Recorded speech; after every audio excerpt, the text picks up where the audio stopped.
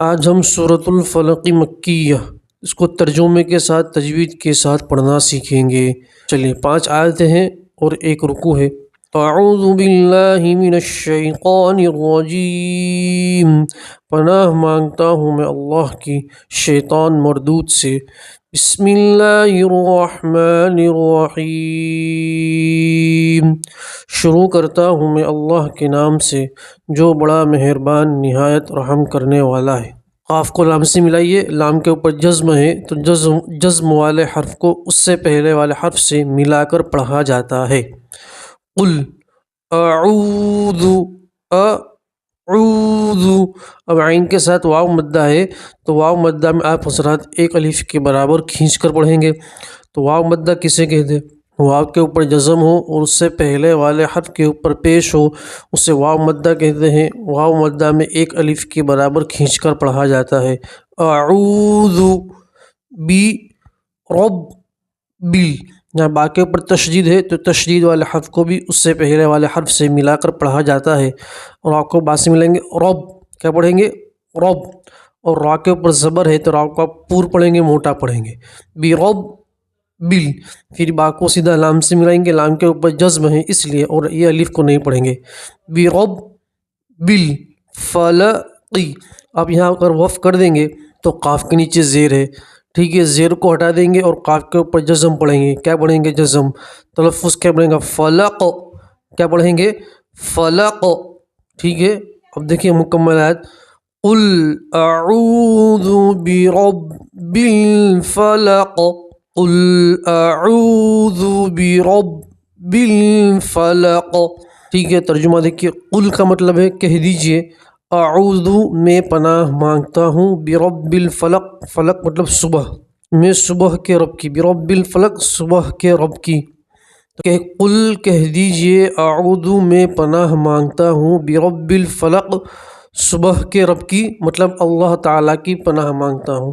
آپ کہہ دیجئے میں پناہ مانگتا ہوں برب الفلق صبح کے رب کی، صبح کے رب کی، من شر، من شر ما خلق، خلق۔ اب دیکھیں نون ساکن کا اخفا ہو رہا ہے، کیا ہو رہا ہے؟ نون ساکن کا اخفا ہو رہا ہے۔ تو اخفا کسے کہتے ہیں؟ دیکھیں اخفا کا مطلب ہوتا ہے چھپانا، اخفا کا مطلب کیا ہوتا ہے؟ چھپانا۔ تو نون ساکن کی آواز کو ناک میں چھپا کر گننا کے ساتھ پڑھتے ہیں تو اسے کہتے ہیں نون ساکن کا اخفا کرنا۔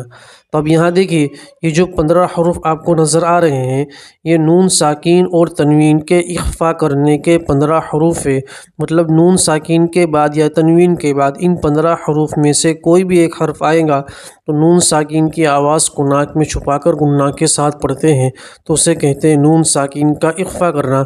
آپ یہاں دیکھیے یہاں نون ساکن کے بعد شین ہے تو شین اخفا کے 15 حروف میں سے آتا ہے، تو نون ساکن کی آواز کو آپ ناک میں چھپا کر گننا کے ساتھ پڑھیں گے تو اسے کہا جاتا ہے نون ساکن کا اخفا کرنا۔ من شر، اب را مشدد کے نیچے زیر ہے تو را کو آپ باریک پڑھیں گے، پتلا پڑھیں گے۔ را کو کیسا پڑھیں گے؟ را کو کیسا پڑھیں گے؟ باریک پڑھیں گے، پتلا پڑھیں گے۔ شرری ما، من کے ساتھ الف مدہ ہے تو الف مدہ میں بھی 1 الف کے برابر کھینچ کر پڑھا جاتا ہے۔ الف مدہ کسے کہتے ہیں؟ الف اور اس سے پہلے والے حرف کے اوپر زبر ہو تو اسے الف مدہ کہتے ہیں۔ الف مدہ میں 1 الف کے برابر کھینچ کر پڑھا جاتا ہے۔ ما خلق، خلق۔ اب یہاں وقف کریں گے تو قاف کے اوپر زبر ہے، ٹھیک ہے، قاف کے اوپر زبر ہے، وقف کریں گے تو زبر کو ہٹا دیں گے اور قاف کے اوپر جزم پڑھا جائے گا، خلق، خلق، اس طرح پڑھیں گے، ٹھیک ہے۔ مکمل آیت دیکھیے، من شر ما خلق، من شر ما خلق، من شر ما خلق، جو کچھ اس نے پیدا کیا اس کے شر سے میں پناہ مانگتا ہوں۔ ومن شر، ومن شر، اب دیکھیے یہاں بھی نون ساکن کا اخفا ہو رہا ہے۔ میں نے آپ کو بتایا کہ نون ساکن کے اخفا کے 15 حروف ہے۔ کتنے حروف ہے؟ 15۔ ان 15 حروف میں سے نون ساکن کے بعد شین آ رہا ہے تو نون ساکن کی آواز کو آپ ناک میں چھپائیں گے اور گننا کے ساتھ پڑھیں گے۔ من شر، را کے نیچے زیر ہے تو را کو باریک پڑھیں گے، من شر غاسقین، کیا پڑھیں گے؟ غاسقین، غین کے ساتھ الف مدہ ہے، اس لیے الف مدہ میں ایک الف کے برابر کھینچ کر پڑھیں گے۔ الف مدہ کسے کہتے ہیں؟ الف اور اس سے پہلے والے حرف کے اوپر زبر ہو تو اسے الف مدہ کہتے ہیں۔ الف مدہ میں ایک الف کے برابر کھینچتے ہیں۔ غاسقین اذا، اذا وقب، وقب۔ اب دیکھیں یہاں با کے اوپر آپ وقف کریں گے تو با کے اوپر زبر ہے، زبر کو ہٹا دیں گے اور با کے اوپر جز پڑھیں گے، اذا وقب، اذا وقب پڑھیں گے، ٹھیک ہے۔ اب دیکھیں تنوین میں آپ گنہ نہیں کریں گے، تنوین میں اظہار ہے تو تنوین کے بعد اظہار کے 6 حروف حمزہ ہا، عین ہا، غین خا میں سے یہاں حمزہ آ رہا ہے، ٹھیک ہے۔ تو تنوین میں آپ گنہ نہیں کریں گے بلکہ تنوین کو ظاہر کر کے صاف کر کے پڑھیں گے، غاسقین اذا وقب، وقف کر دیں گے تو با کے اوپر جز پڑھیں گے، اذا وقب، اس طرح پڑھیں گے، ٹھیک ہے۔ مکمل آیت دیکھیے، وَمِن شَرِّ غَاسِقٍ إِذَا وَقَبَ، وَمِن شَرِّ غَاسِقٍ إِذَا وَقَبَ، اندھیری رات، غاسقین کا مطلب کیا؟ اندھیری رات، اذا وقب جب وہ چھا جائے، کہ ترجمہ دیکھیے، وَمِن شَرِّ، اور میں پناہ مانگتا ہوں اندھیری رات کے شر سے جب وہ چھا جائے، اور میں پناہ مانگتا ہوں اندھیری رات کے شر سے جب وہ چھا جائے۔ وَمِن شَرٍ، را کو آپ سیدھا نون سے ملائیں گے، الف اور لام نہیں پڑھیں گے، ٹھیک ہے۔ اور میں نے آپ کو بتایا کہ نون ساکین کا یہاں بھی اخفا، یہاں بھی اخفا ہے، ٹھیک ہے، سیم قاعدہ یہاں بھی ہے، نون ساکین کے بعد اخفا کے 15 حروف میں سے یہاں شین آ رہا ہے، ٹھیک ہے۔ تو آپ نون ساکین کی آواز کو ناک میں چھپائیں گے اور گنہ کے ساتھ پڑھیں گے، وَمِن شَرٍ۔ اب را مشدد کے نیچے زیر ہے تو را کو باریک پڑھا جائے گا، پتلا پڑھیں گے، الف اور لام نہیں پڑھیں گے، را کو سیدھا نون سے ملائیں گے، وَمِن شَرِّ النَّفَّاثَاتِ۔ اب دیکھیے نون کے اوپر تشدید ہے تو نون کے اوپر جب بھی تشدید آئیں گی تو آپ نون میں گنہ کریں گے، کیا کریں گے؟ گنہ۔ تو گنہ کے لیے آپ نون کی آواز کو 2 سیکنڈ کے لیے ناک میں روکے رکھیے، اس سے گنہ ادا ہوگا، اس سے کیا ادا ہوگا؟ گنہ، ٹھیک ہے۔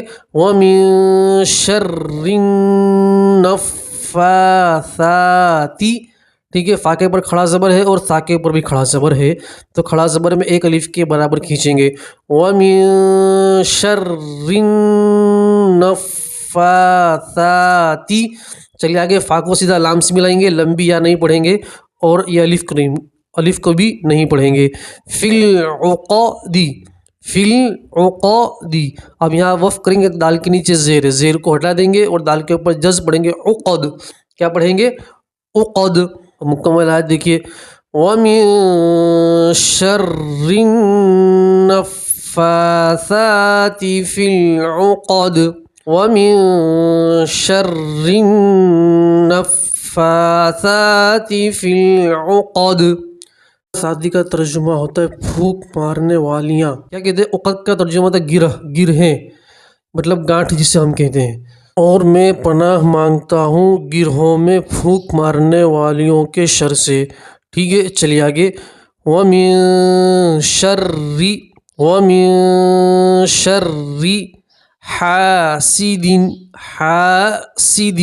اب دیکھیں یہاں بھی نون ساکن کا اخفا ہے، نون ساکن کے بعد اخفا کے 15 حروف میں سے شین آ رہا ہے، ٹھیک ہے۔ تو نون ساکن کی آواز کو ناک میں چھپائیں گے اور گنہ کے ساتھ پڑھیں گے، اور را مشدد کے نیچے زیر ہے تو را کو باریک پڑھیں گے، وَمِن شَرِّ حاسد، حاسد۔ یہاں بھی ہا کے ساتھ الف مدہ ہے تو الف مدہ میں بھی ایک الف کے برابر کھینچیں گے، حاسد۔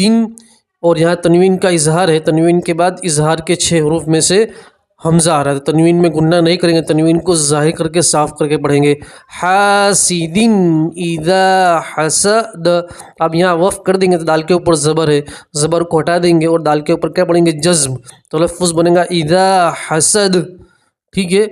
اب مکمل آیت دیکھیے، وَمِن شَرِّ حَاسِدٍ إِذَا حَسَدَ، وَمِن شَرِّ حَاسِدٍ إِذَا حَسَدَ، وَمِن شَرِّ اور برائی سے، حاسدین کا مطلب حسد کرنے والا، اذا حسد جب وہ حسد کرے، میں پناہ مانگتا ہوں حسد کرنے والے کے شر سے جب وہ حسد کرے، ٹھیک ہے۔ تو یہاں ہماری صورت ختم ہوئی، اب اس صورت کا تھوڑا بیک گراؤنڈ سمجھ لیجئے کہ یہ صورت کیوں نازل ہوئی تھی۔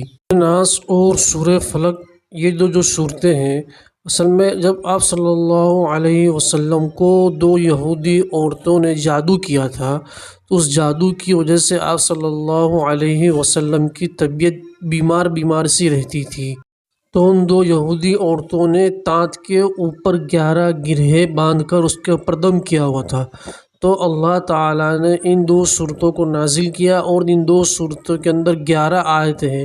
تو جب آج حضرت جبرائیل علیہ السلام نے ان 11 آیتوں کو پڑھا، جیسے وہ 11 آیتیں پڑھتے گئے تو 11 گرہیں کھلتی گئیں، اور اس کے بعد آپ صلی اللہ علیہ وسلم کو اس جادو اور اس سحر سے شفا یابی ہوئی۔ ٹھیک ہے، تو اس لیے اس آیت کے اندر کہا گیا کہ گروہوں کے اندر پھونک مارنے والوں کے شر سے اللہ کی پناہ مانگی گئی۔ اصل میں یہ 2 صورتیں آپ صلی اللہ علیہ وسلم کو جادو سے شفا یابی کے لیے نازل کی گئی تھی، اس کا بیک گراؤنڈ یہ ہے۔ تو ہمیں بھی یہ معلوم چلا کہ یہ صورتیں نظر بد اور جادو سے بچنے کے لیے بہت مؤثر ہے، تو ہمیں بھی چاہیے کہ ان صورتوں کو کثرت سے پڑھے، بچوں پر پڑھ کر دم کیجیے تاکہ وہ بھی نظر بد سے اور سحر سے ان کی بھی حفاظت۔ ٹھیک ہے، تو امید کرتا ہوں کہ آپ حضرات کو سمجھ میں آیا ہوگا۔ انشاءاللہ دوسرے ویڈیو میں آپ سے ملاقات ہوگی۔ السلام علیکم ورحمۃ اللہ وبرکاتہ۔